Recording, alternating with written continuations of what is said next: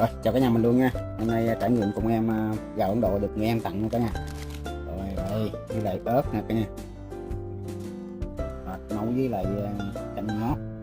Rồi nguyên liệu đây có thịt xay, rau củ, thập cẩm, hành, 2 miếng gà nha cả nhà.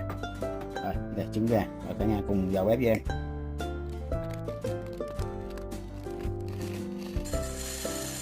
Đây, gạo có vẻ khác của gạo mình kìa.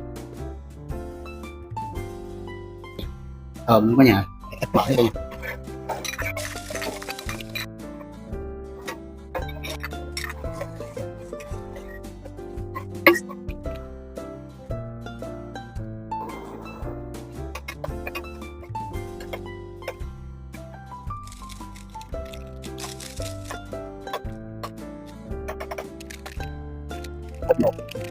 Một cái này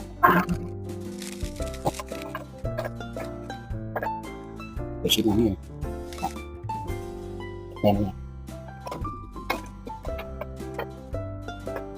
cái cay cay nha.